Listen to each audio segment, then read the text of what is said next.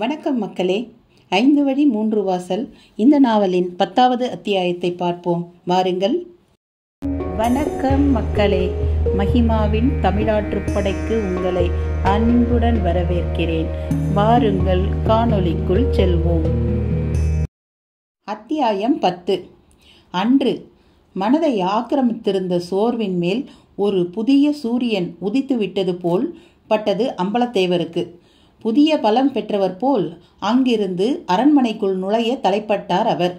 நந்தவனத்தில் தென்பட்ட சகதர்மினி செண்பகநாச்சியை பார்த்து புன்முறுவலுடன் மீசையை நீவி, "செண்பகா, நல்ல காலம் பிறந்து விட்டது" என்றார். எப்போது கெட்ட காலம் பிறந்தது? இனி நல்ல காலம் பிறக்க? புரியாமல் கேள்வி கேட்காதே. வெள்ளையர் ஆக்கிரமிப்பை எண்ணியும் அல்வர் கூட்டத்தவரின் அடாத செயலாலும் நான் பட்டு கொண்டிருக்கும் வேதனை உனக்கு நன்கு தெரியும். அதிலிருந்து மீள ஒரு நல்ல வாய்ப்பு வந்துள்ளது. எப்படி? எதிரிகளை பொடி பொடியாக்கும் ராசி மிகுந்த தசகண்ட வைரம் எனக்கு கிடைக்கப் போகிறது. தசகண்ட வைரமா? ஆமாம். அது இருக்கும் இடத்தில் அச்சத்திற்கு இடமே இல்லை. அது ஜொலிக்கும் இடத்தில் செல்வம் செழிக்கும். இதையெல்லாம் யார் சொன்னது உங்களுக்கு? எனது வடக்கத்திய நண்பர் ஜம்னாலால். தீராத வியாதி தீர்க்கும் நிகழ்கால சித்தர் அவர். அவர் சொல்லித்தான் எனக்கு அந்த வைரம் பற்றியே தெரியும். ஒரு ஜடப்பொருளுக்கு அத்தனை சக்தியா? கோவில் விக்கிரகங்கள் எல்லாம் கூட ஜடப்பொருள்கள் தானே. அங்கு மட்டும் சக்தி இல்லையா? வழிபடும் ஒன்றுக்கும் விலை தரும் ஒன்றுக்கும் வித்தியாசம் உள்ளதல்லவா? செண்பகா, இதென்ன எதிர்வாதம்? நம்பிக்கைதான் வாழ்க்கை. வாழ்வில் எவ்வளவோ சூட்சுமங்கள் உள்ளன. சொன்னால் உனக்கு புரியாது. புரிந்தவர்களால் சொல்லவும் இயலாது. நீ பேசாமல் இரு. சற்று கடுப்பாக தேவர் பேசவும் செண்பகநாச்சி உடனேயே அடங்கி போக தேவர் நெடுநேரம் யோசிக்க தொடங்கினார். பிறகு, "யார் அங்கே?" கைதட்டி அழைக்கவும் 2 காவலர்கள் ஓடி வந்தனர். "அந்த ராஜேந்திரனை உடன் அழைத்து வாருங்கள்" என்றார் சற்றே அதிசயமாக.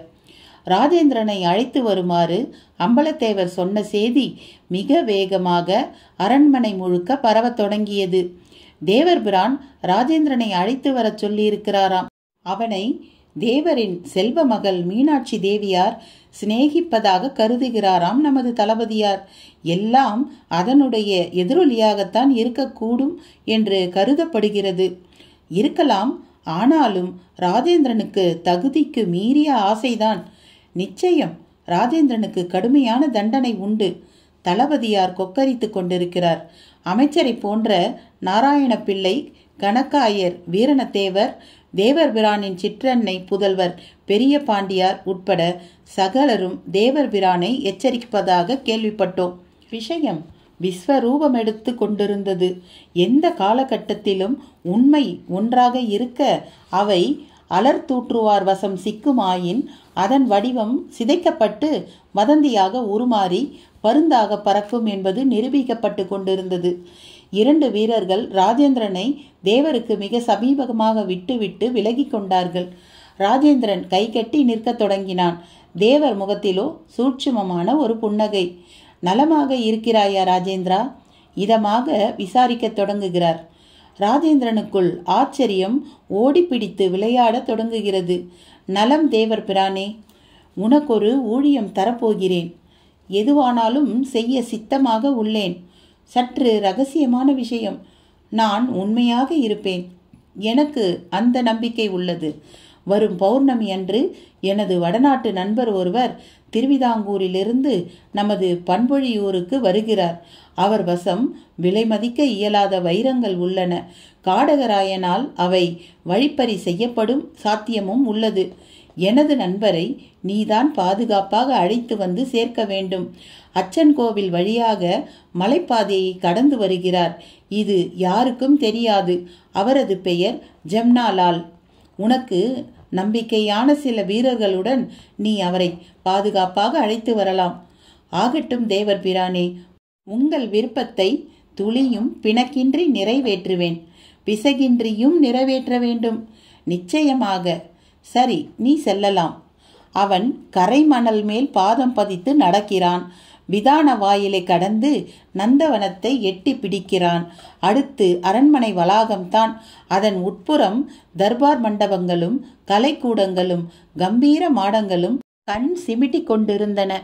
இருபுறமும் வெகு நீண்ட 100 தூண்கள் தாங்கிய உலாவெளி சதுரக்கூடம் அடுத்து வரும். அதையும் கடந்தால் வாயில் வெளி. அதன் 20 படிச்சரிவில் பரந்த மைதானம் ஆரம்பம். அந்த மைதானத்தின் இடவலமாகத்தான் கோச்சிகளும் புறவிகளும் குவிந்திருந்தன. ராஜேந்திரன் ஒரு கோச்சினை கடந்த சமயம் உள்ளிருந்து யாரோ அழைப்பது போல் அரவம். சந்தேகத்துடன் எட்டி பார்த்தவனுக்கு தூக்கி வாரி போட்டது. ஒரு சாதாரண பணிப்பெண் வேடத்தில் மீனாட்சி.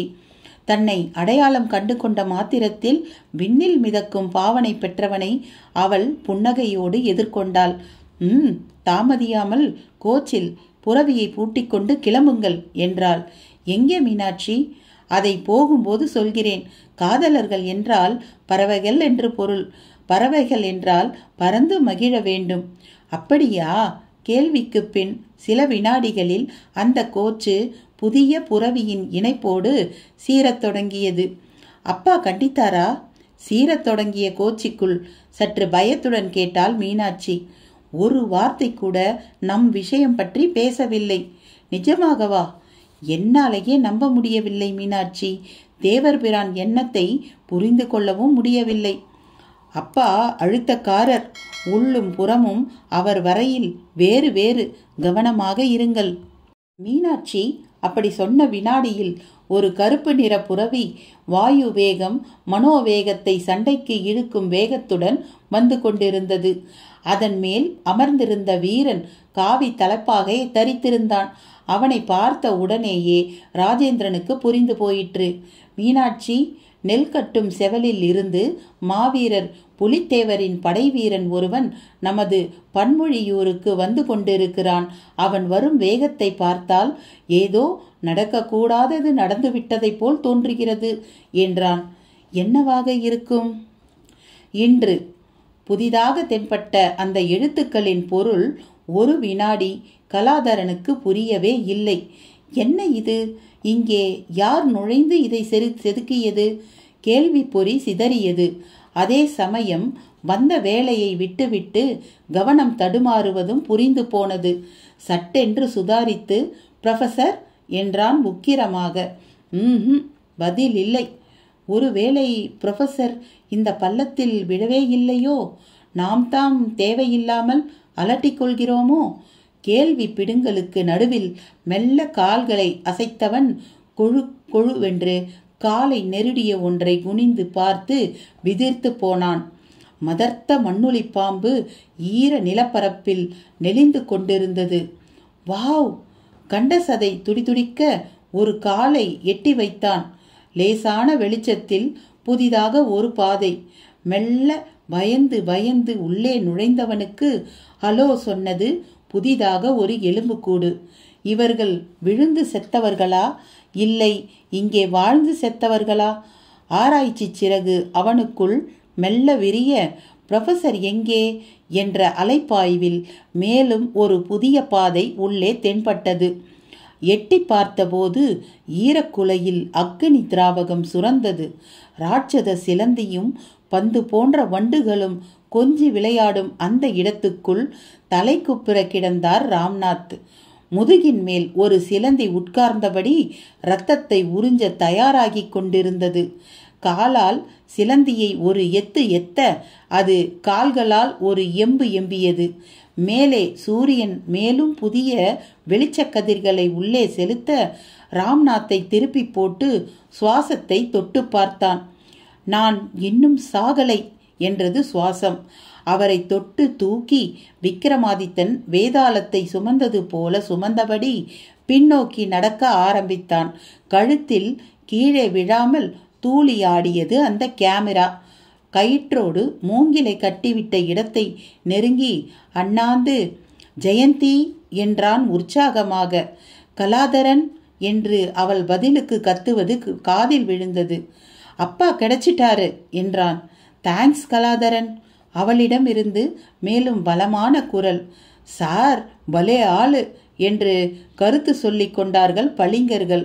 பக்குவமாக ராம்நாத்தை தோளில் போட்டுக்கொண்டு மலை ஏறும் வீரனைப் போல் மூங்கில் ஏணியில் மெல்ல ஏற, பளிங்கர்களும் மூங்கில் ஏணியை மேலிழுக்க, ஏறத்தாழ 1 மணி நேர கடின முயற்சியின் முடிவில் பள்ளத்தாக்கின் மேல் விளிம்பில் பிரக்ஞையற்றவராக, இரத்த விளாரியாக, வீங்கி போன கை கால் சதைகளோடு ஜெயந்தியின் கண்களில் படிந்தார் புரொஃபசர் ராம்நாத். அவள் கட்டிக்கொண்டு கதறத் தொடங்கிவிட்டாள். பளிங்கர்கள் நெகிழ்ந்து போய் குனிந்து பார்த்துவிட்டு, மலைவண்டுங்க கடிச்சிருக்கு என்றபடி எங்கேயோ போய் சில பச்சிலைகளை பறித்து வந்து அவசர அவசரமாக கடிப்பட்ட இடங்களில் கசக்கி பிழிந்தார்கள். குறிப்பாக மூக்கின் மேல் ஒருவன் பிழிந்த பச்சிலை ராம்நாத்தை வாய்விட்டு முனக வைத்து கண்களை திறந்து பார்க்க செய்தது. ராம்நாத்தின் கண்ணச்சதை ஆச்சரியத்தில் மோர்சிங்காய் துடித்தது. ஜெயந்தி நிமிர்ந்தபடி கூவினார். அவள் கண்ணீரோடு அவரை வெறித்தாள். சட்டென்று மண்டியிட்டு அமர்ந்து 2 கைகளாலும் அவர் மார்பை வேகமாக குத்தத் தொடங்கினாள். நீங்க ரொம்ப மோசம் டாடி. என்ன அநியாயத்துக்கு தவிக்க விட்டுட்டு இப்படியா வந்து விழுவீங்க? நான் துடிச்சு போயிட்டேன். பேசும்போதே கரகரவென்று கண்ணீர்.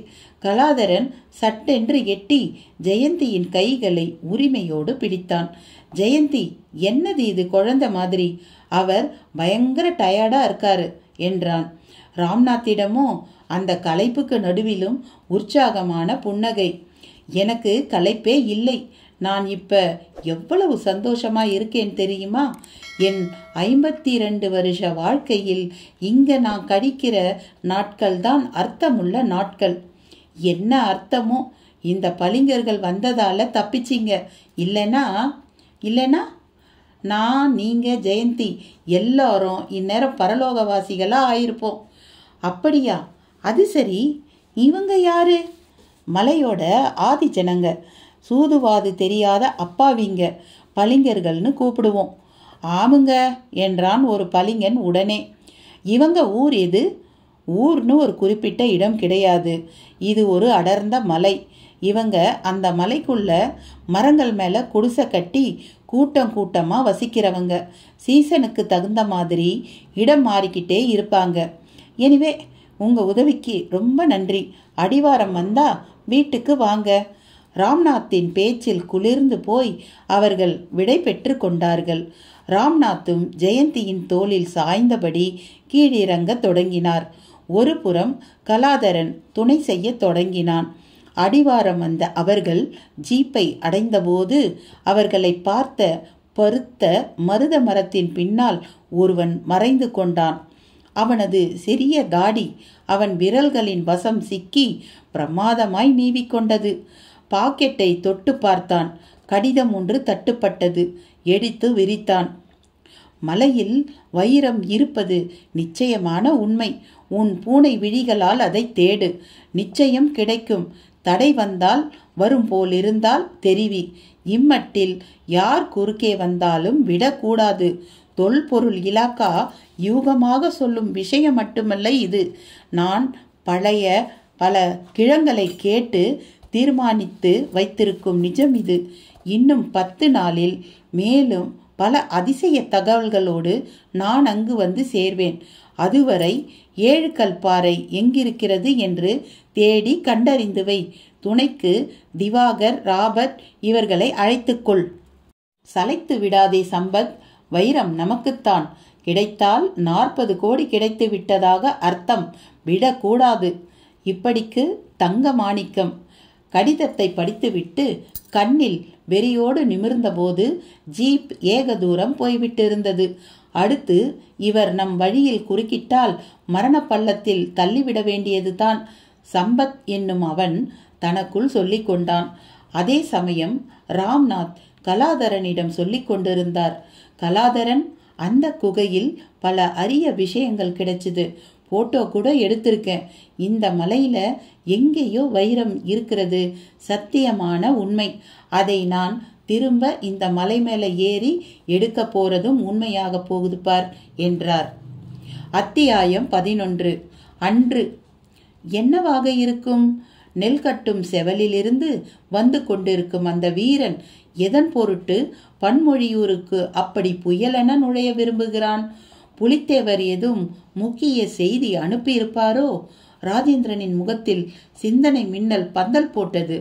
காதலி சகிதம் சுகமான எண்ணங்களோடு ஒரு தனி இடம் தேடி போகும் வேளையில் அவன் மனதில் அந்த நெல் கட்டும் செவல் வீரனின் புறவி பிரவேசம் லேசாக சலனத்தை ஏற்படுத்தி விட்டிருந்தது.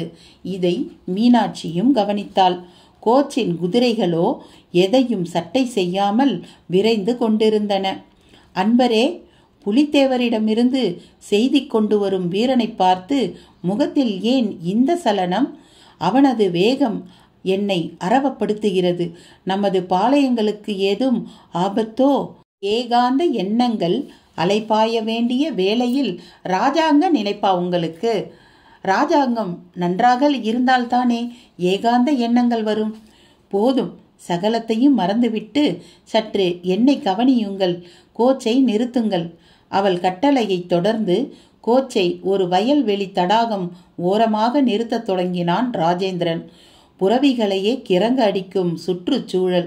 வயலை மீறி முழங்கால் உயர கோரை புற்கள் முடிந்த இடத்தில் எல்லாம் முளைவிட்டிருந்தன. பாத்திகளில் தவளைகளின் கரகாட்டம். செங்குழம்பாய் தடாக நீர். அதில் மதர்பாய், மத்தாப்பாய், அல்லிகள், தாமரைகள், தட்டு தட்டாக இலைகள், முத்து முத்தாக அதில் நீர்த்துளிகள். சகலத்தையும் சிலாகித்தபடி மீனாட்சியை பார்க்க கோச்சின் பக்கம் திரும்பினான் ராஜேந்திரன். சலங்கை கொஞ்ச அவள் கீழே இறங்கத் தொடங்கி இருந்தாள். மேகத்தை விலக்கி ஒரு அரைவட்ட அளவே காட்டும் நிலவை போல் திரைச்சீலை விலக்கி அவள் தென்பட்ட கோலத்தில் ராஜேந்திரன் சிறுமாந்து போனான். சகலத்தையும் மறந்துவிட்டு சற்று உன்னை கவனிக்கச் சொன்னாயே, அப்படியென்றால்? பொடி வைத்து பேசினான். என்னை பொருட்படுத்தச் சொன்னேன். பொருட்படுத்தாமலா இத்தனை தொலைவு வந்தேன்? புரியவில்லை எனக்கு. எனக்கு ஒன்று மட்டும் புரிகிறது. நீங்கள் பெரிய பாசாங்குக்காரர். மீனாட்சி தன் செவ்விய உதட்டை ஒரு சுழி சுழித்தாள். இழுத்து பெருமூச்சு விட்டாள். பிம்மாதே மீனாட்சி, நான் வழிந்து விடுவேன் என்றான் உடனேயே ராஜேந்திரன். வழியை நீங்கள் என்ன பாலா இல்லை மோரா? ஏகத்தாளமாக கேட்டாள் மீனாட்சி. இரண்டும் இல்லை. அதனுள்ளிருந்து கிட்டும் வெண்ணெயைப் போல் உருகும் கலைஞன் நான். உன்னால் தழும்பும் என் ரசனை வழிந்துவிடப் போகிறதே என்று அவ்வாறு சொன்னேன். உங்களுக்கு ரசனை கூட உண்டா? என்னை ஆழம் பார்க்கிறாயா மீனாட்சி? என்றால் நீங்கள் சமுத்திரமோ? ஆம், உன்னை கண்டால் என் நினைவு சமுத்திரம்தான். நான் நம்பவே மாட்டேன். உங்களிடம் இருப்பது வெறும் சொல்திறம்தான். மீனாட்சி அவனை நன்றாகவே ஊக்கினாள். அவள் உள்நோக்கு அவனுக்கும் புரிந்து போனது. செயல்திறம் காட்டச் சொல்கிறாளோ என்றால் கட்டி அணைத்து முத்தம் கொண்டு மகிழ்ந்து நினைக்கும் போது திணறினான் அவன். மீனாட்சி, என்னை சூடேற்றாதே. நான் சாதாரண வீரன். உனது காதலன் என்கிற அந்த அந்தஸ்தே பாரமாய் பல சமயம் என்னை அழுத்துகிறது. நாம் இப்படி தனிமைப்பட்டு சந்திப்பதும் சிந்திப்பதும் கூட ஆபத்தாகுமோ என்று அஞ்சுகிறது எனது மனது. வீரமிக்க உங்களுக்குள்ளும் இப்படி ஒரு கோழைத்தனமான தாழ்வு மனப்பான்மையா? தவிர்க்க முடியவில்லை. நான் தங்கத் தொட்டிலில் புரண்டு வெள்ளிக்கிண்ணத்தில் பாலருந்தி தாதியர் சூழ தத்தி நடந்த ஜோதி சுடராய் வளர்ந்தவன் இல்லையே. ஒரு பாதசாரியின் மடிமேல் எதிர்பாராமல் விழுந்த வான் நிலவைப் போல் எனக்கு கிட்டிய உன்னை ரசனை ஏற்கிறது. தகுதியோ எச்சரித்து தடுக்கிறது. அவனது தகிப்பான விளக்கம் மீனாட்சிக்கும் தெளிவாக புரிந்தது. அன்பரே, தகுதிகளை மனிதன்தான் தீர்மானிக்கிறான். ஆனால் காதலை ஆழ்மனம் தீர்மானிக்கிறது. அழகினால் மட்டும் பிறந்து விடுவதில்லை காதல். அதற்கப்பால் கண்ணுக்கு புலனாகாத, கருத்துக்குள் அடங்காத சூட்சும உணர்வுகளால் அது உருவாகிறது. அந்த உணர்வுகளை நம்மை அறியாமல் நாம் ஒவ்வொருவரும் பூட்டி வைத்திருக்கிறோம். உரியவர் வரும்போது தானாக திறக்கிறது மனக்கதவு, சிறகை விரிக்கிறது காதல். என் காதல் அப்படிப்பட்டதே. நமக்கு முந்தைய ஜென்ம தொடர்பும் உண்டு என்றே கருதுகிறேன். அந்த விட்டக்குறை தொட்டக்குறையே இப்பிறவியில் நாம் ஈடு செய்ய போவதாக கருதுகிறேன். அதன் பொருட்டு உங்கள் தகுதிக்கு நான் இறங்கி வரவும் சித்தமே. அரண்மனை ஆடம்பரங்கள் வெறும் மின்னல். ஆனால் உங்கள் அருகாமையோ எனக்கு அழியாத சுடரொளி, சூரிய சுடரொளி. மீனாட்சியின் நீண்ட விளக்கத்தில் மெழுகாய் உருகி போயிருந்தான் ராஜேந்திரன். அவள் மெல்ல அவனை அண்டி அவன் மார்பில் முகம் புதைத்தாள். அவனுக்குள் இரத்த கும்மாளம். அவளை முதல் முறையாக உருக்கு போன்ற கரத்தால் இறுக்கி வளைத்தான். அவள் இழைந்து கொடுத்தாள். பெண்ணாய் பிறந்த பயன் இந்த வினாடியே புரிந்தது என்பது போல் கண்கள் சிவந்தாள். இடையாபரணம் கசங்கியது. உதடு வழியாய் மின் உற்பத்தி தொடங்கியது. நரம்புகளில் அது தலை தெறிக்க ஓடியது. தடாகத்தில் நீந்தும் பட்சி ஒன்று ஏக்கமாய் பார்த்தது. ஆலமரத்து நாகனவாய் குக்கூ என்று தன் துணைக்கு அழைப்பு விடுத்தது. கூட்டமாய் சிறகசைத்து கொண்டிருந்த நாரை கூட்டம் திக்கு மறந்து கீழே சிரித்தது. வானில் கூட மேகங்களில் அணில் திரள். அதன் உரசலாய் இடி முழக்கம். எதுவுமே இந்த இளம் காதலர்கள் காதுகளில் விழவில்லை. நான் போய் கலைத்து பார்க்கிறேன் என்று கீழே இறங்கத் தொடங்கியது மழை நீர். இருவரின் ஊடே நுழைய பார்த்த காற்றே கடுகி நிற்கும்போது நீருக்கு ஏது இடம்? மின்னல் தன் பங்குக்கு வாளை சுழற்றியது. கண்ணை பறிக்கும் வெளிச்சம். நல்ல வேளையாக அது பலன் தந்தது. கூசி போனான் ராஜேந்திரன். வானம் பார்த்தான். திமுதிமுத்த மேக கூட்டமும் மழையும் ஆச்சரியப்படுத்தின. திரும்பவும் ஒரு மின்னல் பக்கத்து மலை மீது இறங்கியது. அது அதனால் பயந்து மேலும் தன் பிடியை இறுக்கிக் கொண்டாள் மீனாட்சி. முருகா என்றாள் உதட்டோரமாய். என் பெயர் ராஜேந்திரன் என்றான் அவன் மழையில் நனைந்தபடியே. நான் அந்த தமிழ் வேலை சொன்னேன். மெல்ல விலகி பதிலை சொன்னாள். யார் அந்த மலையாண்டியையா? ஆண்டியல்ல, அவன் அரசன். நமக்கு அருளப்போகும் அரசன். நீ முருக பக்தையா? ஆம். நீங்கள்? அவள் கோச்சை நோக்கி நடையிட்டபடி கேட்க அவனும் மெல்ல நடந்து ஏறி அமர்ந்தபடி சொன்னான்.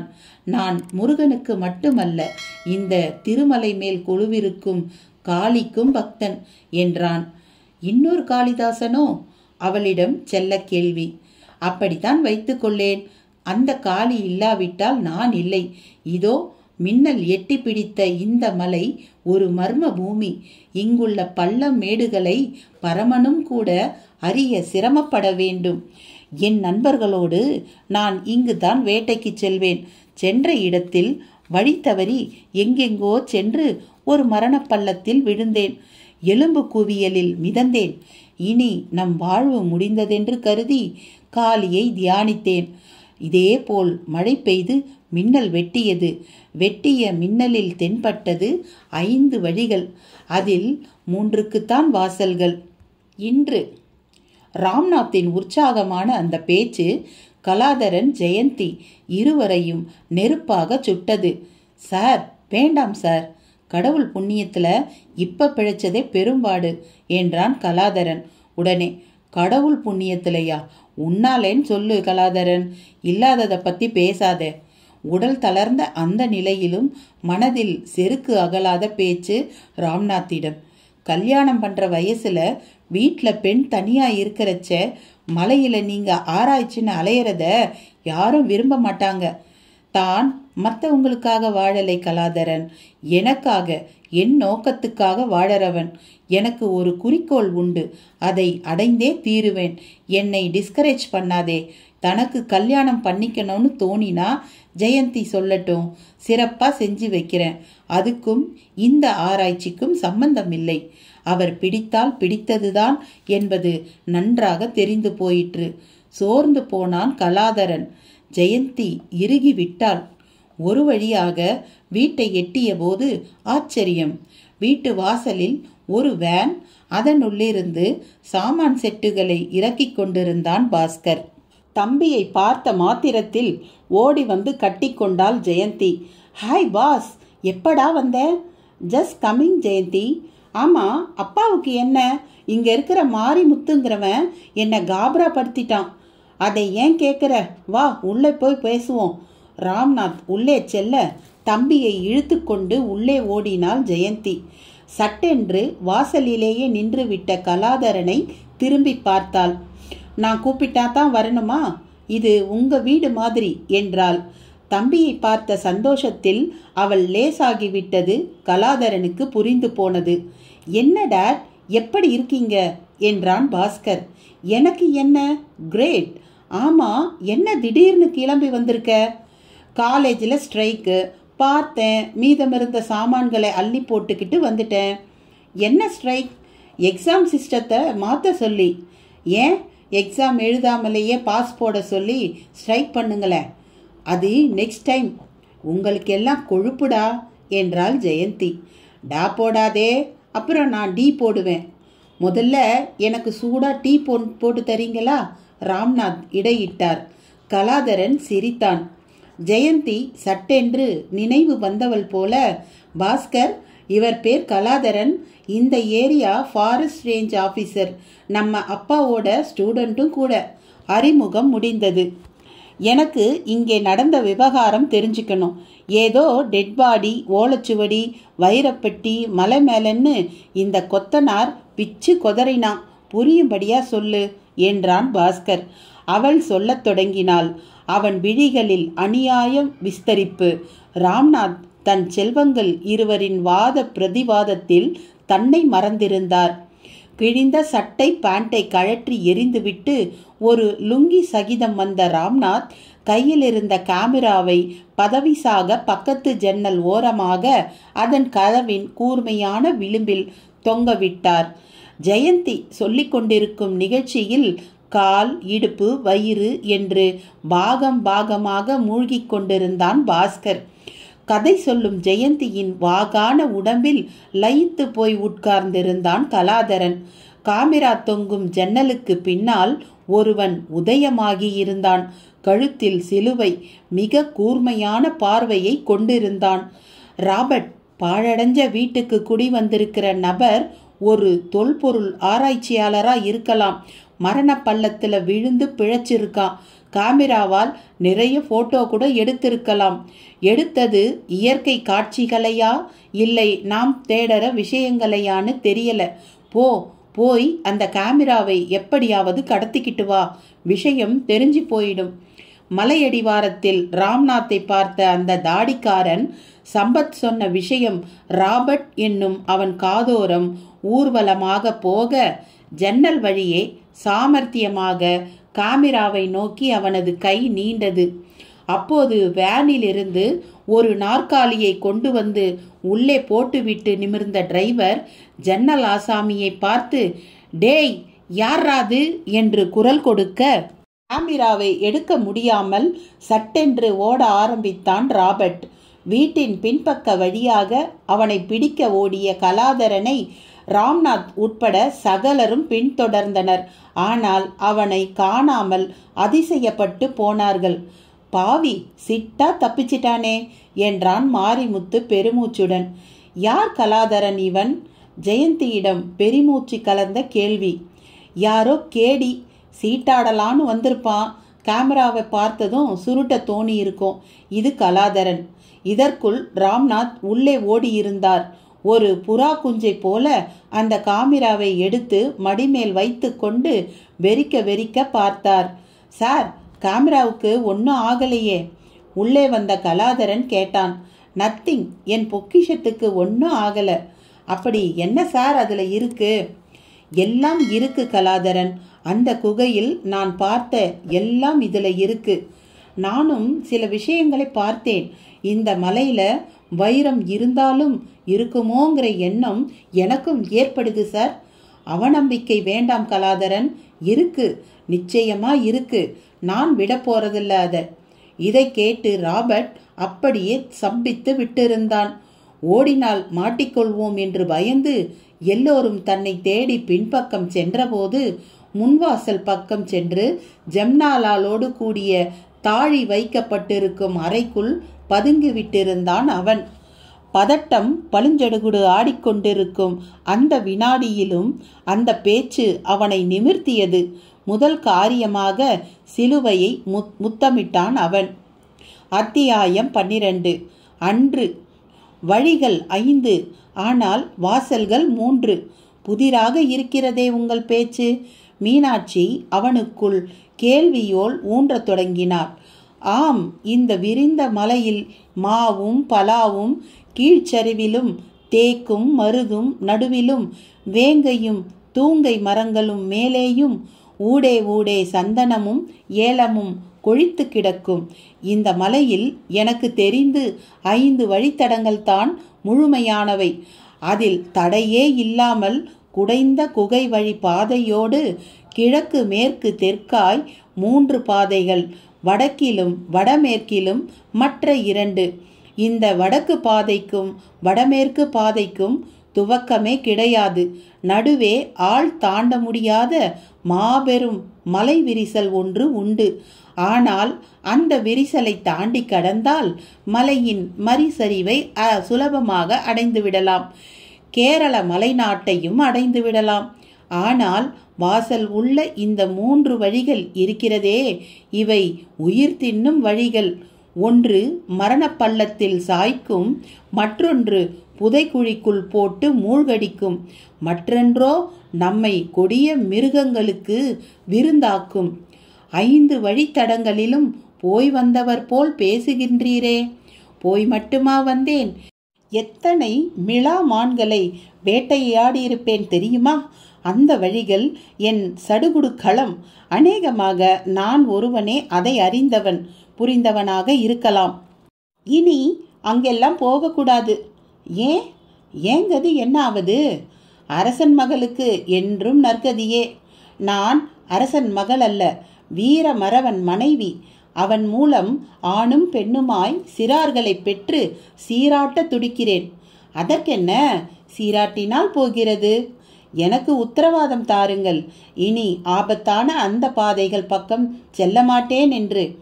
ஆபத்தையே எதிர்நோக்கித்தான் என் பணியே நடந்து கொண்டிருக்கிறது. குதர்க்கம் வேண்டாம், எனக்கு உறுதி அளியுங்கள். பைத்தியக்காரத்தனமான வாக்குறுதி இது.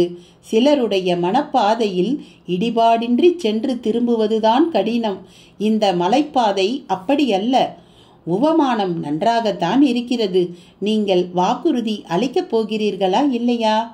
அவள் தன் மருதாணி சிவப்பு விரல்களை விரித்து பசுங்கையை நீட்டினாள். அவன் கரம் அதன் மேல் பதிந்து எழுந்தது. அவள் சிலிர்த்து போனாள். சரி, மழையோடு மழையாக கிளம்பிய இடத்துக்கே திரும்புவோமா? அவன் கேட்டுவிட்டு கோச்சை சீண்டினான்.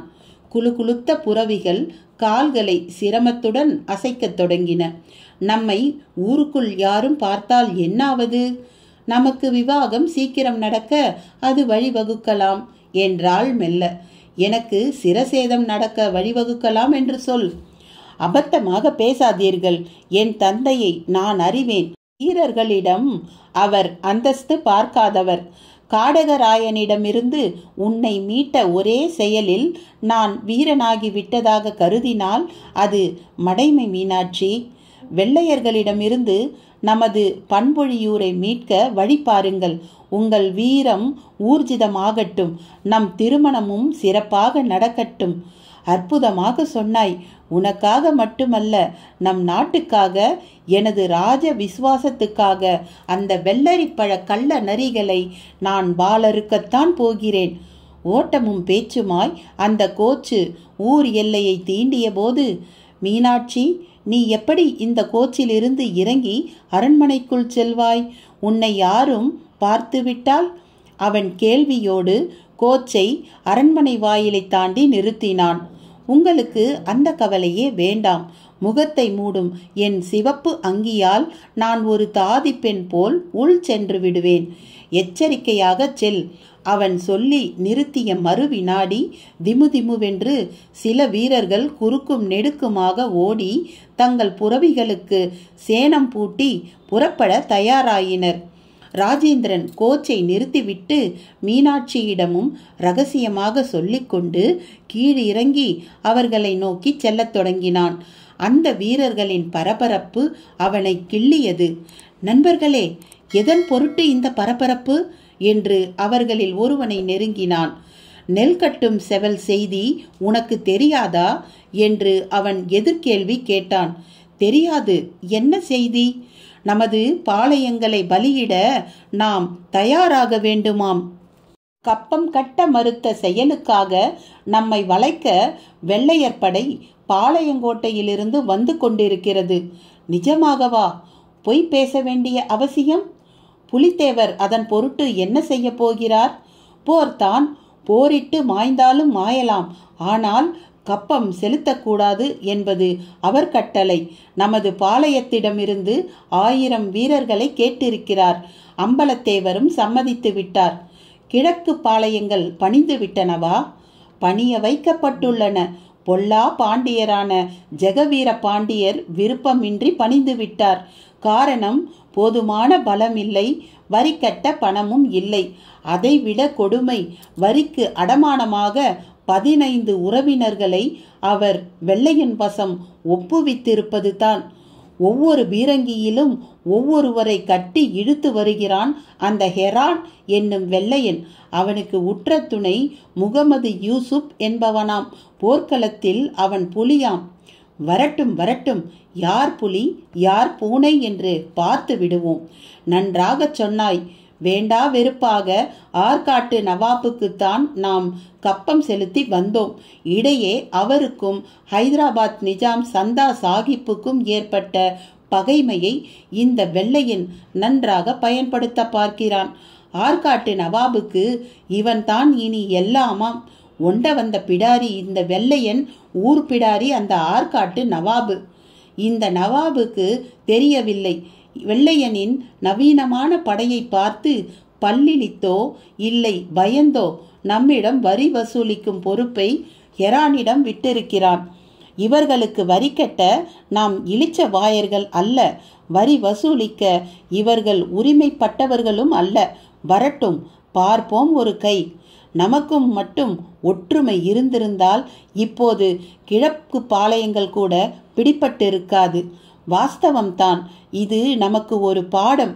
இனியாவது எதிர்காலத்தில் நமது பாளையங்கள் ஒற்றுமையுடன் திகழ இது வழிவகுக்கட்டும். அது சரி, ஆற்காட்டு நவாபுக்கும் சந்தா சாஹிப்புக்கும் என்ன பகை? இந்த வெள்ளையன் எப்படி உள்ளே நுழைந்தான்? விவரமாக பேச நேரமில்லை நண்பா. அம்பலத்தார் உள்ளே கலவரத்தோடு இருக்கிறார்.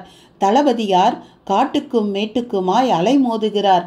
அமைச்சரை போன்ற செல்லப்ப கருப்பர், நாராயணப்பிள்ளை, கணக்காயர் வீரணத்தேவர், கஜானா காப்பாளர் சிதம்பர தேசிகர், அம்பலத்தாரின் சிற்றன்னை புதல்வர் பெரிய பாண்டியர் என்று சகலரும் எதிரிப்படையின் வலிமையை எப்படி அறிவது என்பதில் சிந்தனையாக உள்ளனர். நாங்கள் வீரர்களை திரட்டி வர பணிக்கப்பட்டுள்ளோம். வீட்டுக்கு ஒருவர் வந்தாக வேண்டிய நிலை. பேசிய வீரன் அப்பால் அகலவும் ராஜேந்திரன் மனது நிலை கொள்ளாமல் தவிக்கத் தொடங்கியது. எதிரிப்படையின் வலிமையை அறிய அம்பலத்தேவர் சிந்தனையாக இருக்கிறாரா? அப்படியென்றால் அவர் சிந்தனை முற்று பெற்று செயல் வடிவம் பெறும் முன் நாம் முந்திக் கொள்வோம். நம்மால் ஆகட்டும் அந்த காரியம். அம்பலத்தாரை அசர வைப்போம். மீனாட்சி, உன் காதலுக்கு அருகதையான ஒரு செயலை செய்ய இத்தனை சீக்கிரம் தருணம் வாய்க்கும் என்று நான் கருதவில்லை. ராஜேந்திரன் தன் புரவியை அண்டி சீண்டினான். வெள்ளையின் படை அணி திரண்டு வரும் பாதையில் அதை செலுத்தத் தொடங்கினான். இன்று, ஹேய் ஜெயந்தி, எனக்கு அந்த டெட்பாடியை பார்க்கணும் என்று பாஸ்கர் பேசுவது ராபர்ட் கார்தில் விழுந்தது. இப்ப வேண்டாம், அப்புறமா பார்க்கலாம். நீ ஊரிலிருந்து வந்த களைப்பு முதல்ல நீங்கட்டும். பின்பக்கம் ஒரு கிணறு இருக்கு, முடிஞ்சா அதுல இறங்கி குளி. பாத்ரூம்ல சிவன்ட்டு பூச்சி இன்னும் காயல. ஜெயந்தி தொடர்ந்து பதில் சொல்லியதில் அந்த டெட்பாடி என்ற வார்த்தை மட்டும் ராபர்ட்டின் மனதில் இடிபட்டது. எந்த டெட்பாடி? கேள்வியுடன் திரும்பினான். மெல்லிய வெளிச்சத்தில் தாழி தட்டுப்பட்டது. இது என்ன தாழி? மெல்ல எட்டி மேல் மூடியை விளக்கினான். மூக்கை சிலப்பியது அவன் நுகர்ந்திராத மூலிகை வாசம். உள்ளே சரிந்து கிடந்த ஜம்னாலாலின் பிரேதம் இருட்டில் சரியாக தெரியவில்லை. பாக்கெட் தீப்பெட்டியை எடுத்து உரசினான். பளிரிட்ட சுடர் வெளிச்சத்தில் ஜம்னாலால் உடல் தென்பட்டது. சுண்டி சுருங்கிய அந்த தேகம் அவனுள்ளும் நான் பழமையானவன் தம்பி என்றது. உடனேயே அவன் உள்ளுக்குள் கத்தினான், சம்பத், பெரிய மர்மம் அகப்பட்டிருக்குதுடா. அவ்வளவுக்கும் வேல்யூ பல கோடிடா. தீக்குச்சியின் சுடர் விரலை சுட்டதும் அவனை பிடித்து இழுத்தது. இதோ அகப்பட்டு விட்டான் ஒரு மூளையுள்ள ப்ரொஃபசர். அசகாயன். விடமாட்டேன் ராம்நாத் உன்னை. நீ முன்னே தேடிப்போ. உன்னை பின்தொடர்வதுதான் எங்க வேலை. அவன் கையை பிசைந்து கொண்டே எப்படி வெளியே போவது என்று யோசித்து கொண்டிருந்தான். மெல்ல எட்டி பார்த்தான். ஜெயந்தி தலைவாரி கொண்டிருந்தாள். பாஸ்கர் அவள் முன்னின் கண்ணாடி பிடித்து கொண்டிருந்தான். கலாதரன் சிரித்து கொண்டிருக்க வாகாக முன்னால் இருந்த சோபாவின் மறைவான பின்பகுதி ராபர்ட்டை குனிந்து வா என்றது. குனிந்து பூனையைப் போல் அதன் பின்புறத்தில் ஊர்ந்து வாசலை நோக்கி வெகு வேகமாக ஓடினான். அவன் ஓட்டம் கண்ணாடி வழியாக ஜெயந்திக்கு தெரிய வர திடுக்கிட்டு திரும்பி வீறிட்டாள். அவன் அதால் பாதிக்கப்பட்டு மேலும் வேகமெடுத்து எகிர வாசல் நிலைக்கால் மேல் மோதி அம்மா என்று அலறலோடு கீழே விழுந்து மயங்கினான். அவனை நோக்கி எல்லோரும் ஓடி வர அவனது கருப்பு தலைமுடி இரத்தத்தால் சிகப்பாக தரையில் புரண்டு சுருண்டிருந்தது. ராஸ்கல், இங்கத்தான் ஒளிஞ்சிருந்திருக்கிறான். கலாதரனின் பேச்சுக்கு ஜெயந்தி பதிலேதும் சொல்லவில்லை. அடிப்பட்டவனின் துடிப்பு அவளுக்கு பரிதாபத்தை தந்து கொண்டிருந்தது. முதலுதவி செய்ய வேண்டும் என்கிற எண்ணம் அனிச்சையாக ஏற்பட்டது. மாரிமுத்து, ஒரு பழைய துணி என்று அலறினாள். உடனே தலைத்துண்டை அவிழ்த்து நீட்டினான் மாரிமுத்து. வேக வேகமாக கட்டத் தொடங்கினாள். ஏய் ஜெயந்தி, நீ விடு, மாரிமுத்து கட்டட்டும் என்றான் பாஸ்கர். இந்த மாதிரி சமயத்துல எல்லாம் பாகுபாடு பார்க்கக்கூடாது பாஸ்கர் என்றபடி அடிப்பட்டவனின் முகத்தை திரும்பினாள் ஜெயந்தி. நெற்றியில் வெட்டுகாயம் ஆழமாக இருந்தது. தலைக்கட்டை இறுக்கி கட்டிவிட்டு பலத்த அடி, ஆஸ்பத்திரியிலே தான் அட்மிட் பண்ணணும் என்றாள். நோ, வெளியே வீசி எறியுங்க என்றான் பாஸ்கர். பாஸ்கர், அப்படி சொல்லக்கூடாது. இவனை நான் கொண்டு போறேன். இவன் மூலமா காட்டுக்குள்ள யார் யார் எங்க கைவரிசை காட்டுறாங்கன்றது தெரிய வரலாம் என்ற கலாதரன் கீழே கிடந்தவனை தொட்டு தூக்கினான். கேர்ஃபுல் கேர்ஃபுல் கூவினாள் ஜெயந்தி. மாரிமுத்து ஓடி சென்று ராபர்ட்டை தாங்கிக் கொள்ள இருவருமாக ஜீப்பை நோக்கி செல்லத் தொடங்கினர். கலாதரன், அப்புறமா எப்போ வருவீங்க? ஜெயந்தி ஏதோ ஒரு வேகத்தில் அப்படி கேட்டுவிட்டாள். அவளுக்கே அது ஆச்சரியமாக இருந்தது. எப்போ வரட்டும்? நாளைக்கு மதியம் லஞ்சுக்கு ஓகேவா? ஓகே. ஜெயந்திக்குள் சந்தோஷ பறவைகள் எழுந்து பறப்பதை பாஸ்கரால் துல்லியமாக உணர முடிந்தது. ஏதோ ஒரு நினைப்பில் கலாதரனை லஞ்சுக்கு வர சொல்லியாகி விட்டது. ஆனால் நல்ல ஐட்டங்களை தயாரிப்பதற்குள் போதும் போதும் என்றாகிவிட்டது ஜெயந்திக்கு. குமுட்டி அடுப்பும் விறகடுப்பும் அவளை துவம்சப்படுத்திவிட்டன. கண்கள் படுத்து விட்டிருந்தன. மாரிமுத்து தான் உதவி. பாஸ்கர் சகலத்தையும் வேடிக்கை பார்த்தபடி வாக்மேன் கேட்டுக்கொண்டிருக்க, ராம்நாத் மட்டும் பாஸ்கர் ரெஸ்ட் எடுத்து கொள்ள சொன்னதையும் மீறி எதையோ எழுதி வரைபடம் போல எதையோ வரைந்து பின் அந்த காகிதத்தை கசக்கிவிட்டு அடுத்த காகிதத்தை எடுத்து எதையோ வரைந்தவர் உடனேயே மெர்க்குரி விளக்கானார். கண்டுபிடிச்சிட்டேன். எதை டாட்?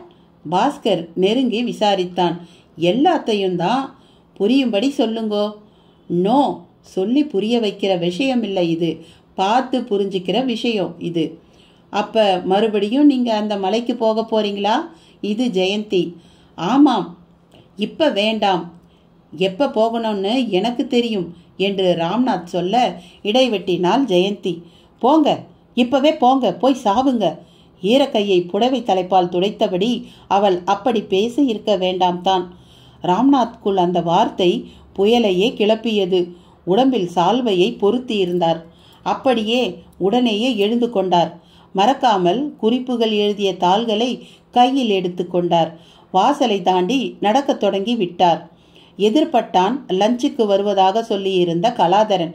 சார், எங்க கிளம்பிட்டீங்க? அவன் கேள்விக்கு பதில் இல்லை. வாசலில் நின்று கொண்டிருந்த ஜெயந்தி அவனுக்கு பதில் சொன்னாள். போகட்டும் கலாதரன், விட்டுடுங்க. அவர் எங்க வேணும்னா போகட்டும். ராம்நாத் நடையில் வேகம் கூடியது. கலாதரன் ஓடி வந்து பாஸ்கரை பிடித்து விசாரித்தான். என்ன பாஸ்கர் நடந்தது? அப்பா கோச்சிக்கிட்டு போறார், வந்துடுவார், நீங்க உள்ளே வாங்க. கலாதரன் உள்ளே நுழைந்தான். ராம்நாத்தோ திரும்பவும் அந்த மலைப்பாதையில் நுழைந்திருந்தார். அத்தியாயம் 13. அன்று லேசாய் சாம்பல் பூக்க தொடங்கியிருந்தது வானம்.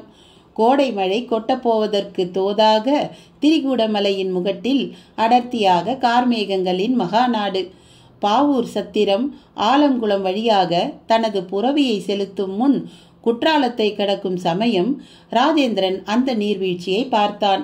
இந்த முறை நீர் விழும் தருணம் சற்று முன்கூட்டி வந்துவிட்டதை அவனால் உணர முடிந்தது. சாலையின் பாதசாரிகள் இருவரின் பேச்சு காதில் விழுந்தது. அருவி பெருக்கு இம்முறை எத்தனை சீக்கிரம் வந்துவிட்டது பார்த்தீர்களா? வழக்கமாய் வைகாசியின் மையத்தில் விசாகத்தில் தான் இந்த குற்றாலம் கொட்டி முழக்கும். இந்த முறை சித்திரையின் முடிவிலேயே வந்துவிட்டதே.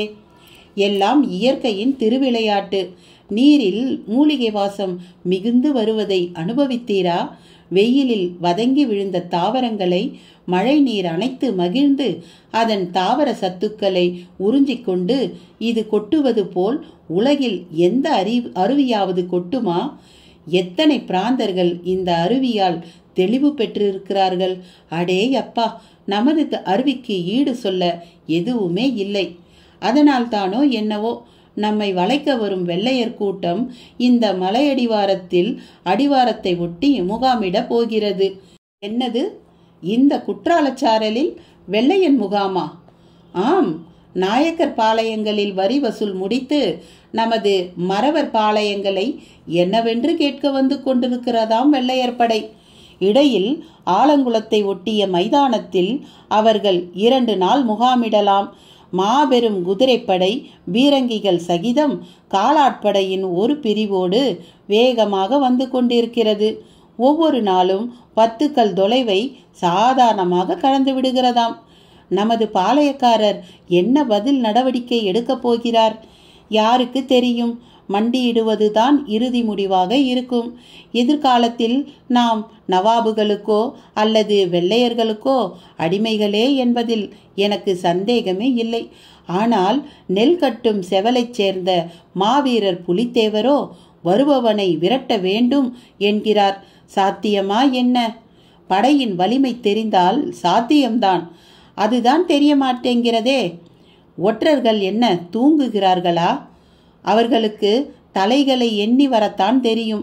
அந்த தலைகளுக்குள் புதைந்து கிடக்கும் திறன் பற்றி தெரியாது. குறிப்பாக அந்த நவீன ஆயுதங்களான பீரங்கிகள், துப்பாக்கிகள் பற்றி. பாதசாரிகளே இத்தனை பேசி கொண்டதில் ராஜேந்திரனுக்கு ஆச்சரிய புனல்.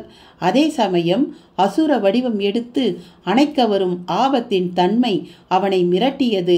வஜ்ர நாராயணன் எள்ளி நகையாடியதும் எலும்பில் ஊசி ஏற்றியது. எதிர்ப்படையின் வலுவை துல்லியமாக கணக்கிட்டு அதை தேவருக்கு தெரிவிக்க வேண்டும். அது மட்டுமல்ல, எப்படி எதிர்த்தால் வெள்ளையன் நடுங்கி போவான் என்பதையும் கண்டுபிடித்தாக வேண்டும். மனதில் நினைப்போடு புறவியின் பின்னந்தொடையில் தன் மிதிக்காலை ஒரு உரசி எடுக்க அது சீறி கிளம்பியது. ஏக காத தூரத்தை கடந்தாயிற்று. புறவியின் வாயெண்ணங்களில் கூட நுரைத்ததும்பும் நிலை. இனி இயலாது என்று புறவி சோர்ந்து போய்விட்டிருந்தது. மெல்ல ஒரு புளிய மர நிழலில் மண்டியிட்டு கீழே சரிந்து விடாத குறையாக நின்றது.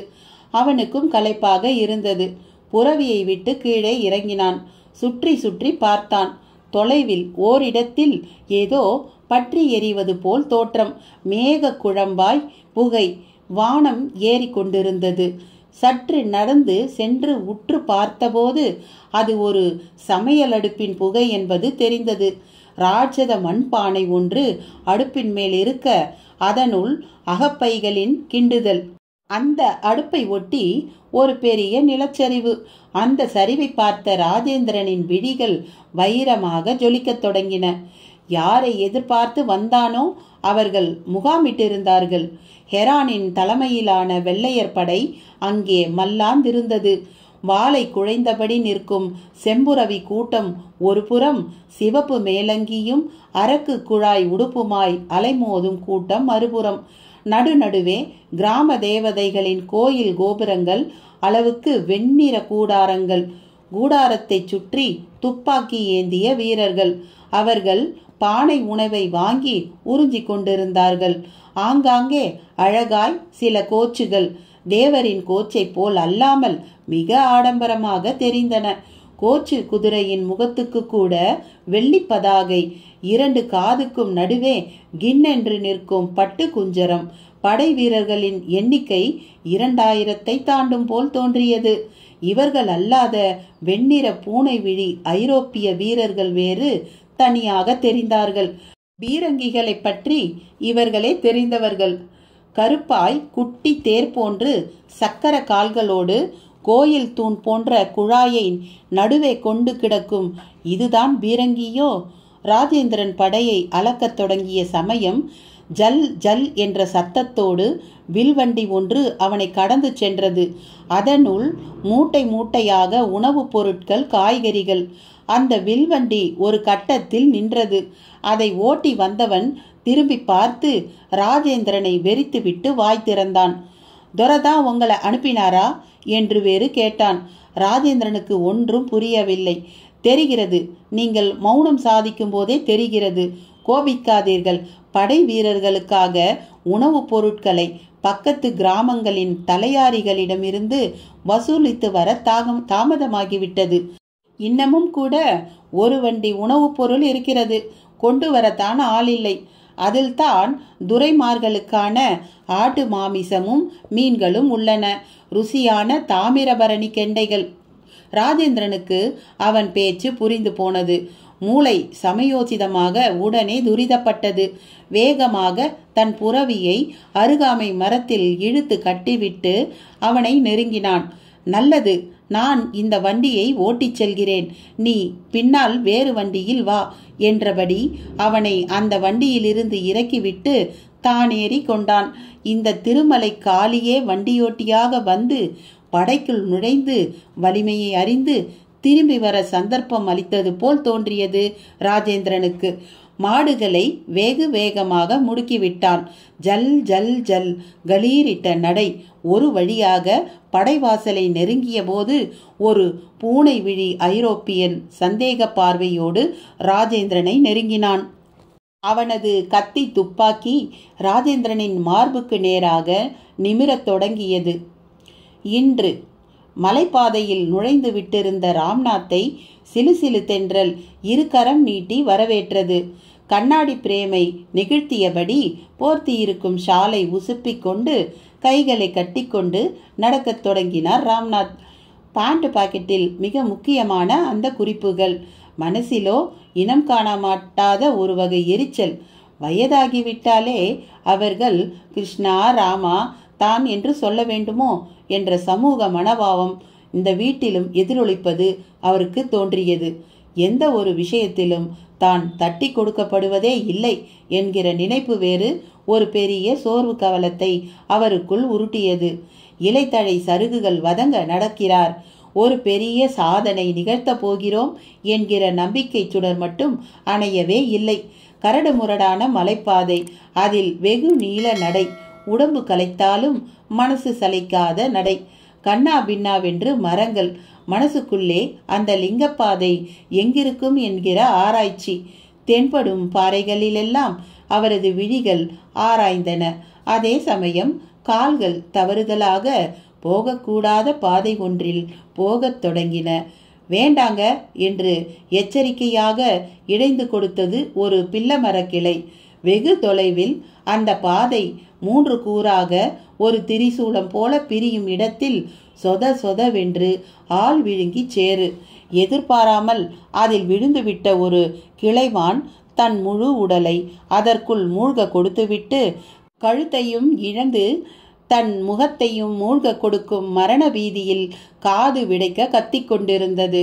அதன் காதும் கூட மூழ்கி தாடை, முகம், அந்த கண்கள் பிளக் பிளக் முற்றிலுமாக மூழ்கிவிட்ட அது இறுதியாக விட்ட சுவாசம் சேற்றின் மேல் பரப்பில் பாப்கார்ன் பாக்கெட்டை ஊதி உடைப்பது போல் சத்தமாக உடைப்பட்டு கிளம்ப மிக சரியாக அந்த தருணமாக பார்த்து அங்கு வந்து சேர்ந்தார் ராம்நாத். ஏதும் நடவாதது போல் சாதுவாக தென்பட்ட அந்த சேற்று படுகையை பார்த்தார். அதன் பசி தெரியாமல் அதை நோக்கி நடக்கத் தொடங்கினார். சந்தன மரத்தின் அந்த தண்டு பகுதி ஏறத்தாழ 300 மில்லிமீட்டர் டயாசைஸில் இருந்தது. 360 கோணமும் கிளைகள் பரவி இருந்தன. அதன் பசும் இலைகளை காற்று கோதிவிட்டு கொண்டிருந்தது. ஒரு கூழைக்கிடா அதிசயமாக உச்சி கிளையில் உட்கார்ந்து கொண்டிருந்தது. கீழே தாடியை நீவியபடி அந்த மரத்தின் எடையை கணிதப்படுத்தி கொண்டிருக்கும் தாடிக்கார சம்பத்தை படுவெறிப்பான ஒரு பார்வை வேறு பார்த்து கொண்டிருந்தது அது. அவனுக்கு பக்கத்தில் காக்கி டிராயரில் ஒருவன். அவன் கைவசம் ரம்பமும் அரிவாளும் நைலான் கயிறுகளும். என்ன சார், போட்டு தள்ளிடவா? திவாகர் என்னும் அவன் கேட்கிறான். 120 கிலோ தேறினா ஜாஸ்தி, அதான் பார்க்கிறேன் என்கிறான் சம்பத். உங்க கண் கணக்கு எடத்தராசை விட துல்லியங்கிறது எங்களுக்கு நல்லா தெரியும். சரி, என்ன பண்ணலாம்? தண்டு பகுதி மட்டும் 50 கிலோ தேரணும். செதுக்கி சீவி சில செஞ்சு முடிச்சப்புறம் அது 30 கிலோ தேரணும். இதான் பாஸ் தங்க மாணிக்கத்தோட எஸ்டிமேட். அதுக்கு தோதா மரம் ஆப்பிட மாட்டேங்குதே. என்னங்க இது கதையா இருக்கு? இந்த மலைப்பகுதியில் உங்களுக்கு தெரியாத மரமா? என்ன காட்டிலும் இந்த சந்தன மரங்களை கண்காணிக்கிறதுல அந்த ராபர்ட் பெரிய கில்லாடி. அவன் இப்போ இங்கே இருந்தா நான் ஏன் தாடியை தடவறேன்? ஏங்க, எங்கங்க ராபர்ட்? அடிவாரத்தில் அவனுக்கு ஒரு முக்கிய வேலை கொடுத்துருக்கேன். இதை விடவா முக்கிய வேலை? ஆமாம், அவன் மட்டும் நல்ல தகவலோட வந்துட்டா இப்படி பதுங்கி பதுங்கி மரம் வெட்ட வேண்டாம். நீங்கள் என்ன சொல்கிறீங்க? அப்புறமா விவரமா சொல்கிறேன். நீ மரத்தை போட்டு தள்ளு. சிக்கின சீதேவியை விட வேண்டாம். இந்த ஃபாரஸ்ட் ஆஃபீஸ் பயலுக வந்துட போகிறாங்க. திவாகர் அறிவாளுடன் மேலே ஏறினான். மெல்லிய இலைக்கரங்களை சரசரவென வெட்டத் தொடங்கினான். கூழைக்கிடா பயத்துடன் வானம் ஏறியது. சற்றைக்கெல்லாம் ஒரு பட்ட மரம் போல் மொட்டை கிளையோடு அது தென்படத் தொடங்கியது. அண்டை மரங்கள் நல்ல வேலை, நாங்கள் சந்தனமாக மரமாக பிறக்கவில்லை என்று பெருமூச்சு விட்டன. மெல்லிய கிளை பகுதிகளை முதலில் வெட்டி வீழ்த்த ஆரம்பித்தான் திவாகர். கீழே சம்பத் வேக வேகமாக அதை எடுத்து குவிக்கத் தொடங்கினான். சீக்கிரம் பெரிய கிளைகளை வெட்ட ஆரம்பி திவாகர். 1 மீட்டர் நீளத்துக்கு 4 துண்டு வேணும். அதுக்கு தகுந்த மாதிரி வெட்டு. கீழிருந்து சம்பத் கட்டளையிட அவன் கரங்கள் செயலில் இறங்க எங்கிருந்தோ துருவாடை அப்போது காற்றில் கலந்து வர தொடங்கியிருந்தது. என்னடா, பக்கத்தில் ஏதாவது மிருகங்கள் செத்து கிடக்குதா? தெரியலையே, எங்கிருந்து வருது இந்த நாத்தம்? உயரமான பக்கத்து மரத்தில் ஏறி பார்க்கவா? நேரமல்ல, நீ வெட்டு.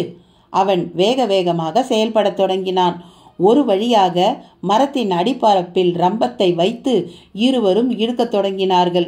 செழித்து நிமிர்ந்திருந்த அந்த மரத்தின் சொச்ச மிச்சமும் ஒரு வழியாக சரிந்து விழுந்தது. சம்பத் நைலான் கயிற்றில் அவற்றை இழுத்து கட்டத் தொடங்கினான். தூக்கிட்டு போகணுமே, ஆளுங்களுக்கு சொல்லியிருக்கியா? வழக்கம் போல இலை தழை போட்டு சிலுவை குறி வச்சு பதுக்கிடுவோம். ரவையில் பளிங்கக்குட்டி சிகப்பி வந்து அடிவாரத்துக்கு தூக்கிட்டு வந்துடுவா. நான் ஏன் நாறுதுன்னு எட்டி பார்த்துடுறேன். பேச்சும் செயலுமாய் பக்கத்து மரம் ஏற போனவன் சம்பத் வசமிருந்த பைனாக்குலரை உரிமையுடன் வாங்கி கொண்டு மேலேறத் தொடங்கினான். மர உச்சியில் வாகாய் நின்று கொண்டு சுற்றி சுற்றி பார்த்தவன் பைனாக்குலரை ஒரு திக்கில் திருப்பிய போது காட்டு மாடு ஒன்று செத்து கிடக்க அதை சுற்றி நரிகளின் மாமிச வேட்டை. அதற்கும் அப்பால் யதார்த்தமாக பார்த்தபோது கடிபட்டது போல் கத்தினான். அண்ணே, சேத்து பள்ளத்தில் ஒருத்தன் விழுந்து அல்லாடிட்டு இருக்காப்புல தெரியுது. கீழிருந்த சம்பத்துக்கு தூக்கி வாரி போட்டது. விறுவிறுவென மேலேறி பைனாக்குலரை வாங்கி திவாகர் காட்டிய திக்கில் நோக்கிய போது ராம்நாத் சேற்று பள்ளத்தில் முட்டிக்கால் அளவு மூழ்கியிருந்தார். இந்த கிழமை இங்கே எங்கே வந்து சிக்கினா? இவனை வேவு பார்க்கத்தான் நான் ராபர்ட்டை அனுப்பியிருந்தேன். அவனை காணோம். இவன் என்னடானா இங்கே வந்து சிக்கிக்கிட்டு இருக்கானே. சம்பத்திடம் சற்று கடூரமான பதறல். என்னங்க சொல்கிறீங்க திவாகர்? இவன் சாதாரணமான ஆள் இல்லை. நாம் தேடுற வைரப்பெட்டியை இவனும் தேடி வந்தவன்னு நினைக்கிறேன். ராபர்ட் வந்தா சந்தேகம் கிளியர் ஆயிடும். அப்போ நாம் இவனை எப்படியாவது காப்பாற்ற பார்ப்போம். நேராக இவன்கிட்டயே நம்ம பாணியில் அவனை பற்றி தெரிஞ்சிக்க முயற்சி செய்வோம். இதுவும் நல்ல ஐடியா தான். இறங்கு. வேகமாக போனால் கூட அங்கே போக 20 நிமிஷமாகும். முக்கு பாதையை எட்டி பிடிச்சு புலிப்பள்ளம் வழியாக போவோம். அது வரைக்கும் கிழவன் மூழ்காமல் இருந்தா அவன் அதிர்ஷ்டம். 20 நிமிஷத்துக்குள்ளாகவே அவர்கள் அந்த புதைக்குழி சேற்றின் அருகே சென்றபோது ராம்நாத்தை காணோம். பதிலுக்கு அவர் போர்த்தி இருந்த ஷால் மட்டும் சேற்று படுக்கையின் மேல் அனாதையாக கிடந்தது. என்ன மக்களே, இந்த கதையோடைய அடுத்த பாகத்தை அடுத்த காணொளியில் கேட்போம். அதற்கு முன் நம்மளோட சேனலை சப்ஸ்கிரைப் பண்ணலைன்னா சப்ஸ்கிரைப் பண்ணிடுங்க. லைக் பண்ணுங்கள், ஷேர் பண்ணுங்கள். நன்றி.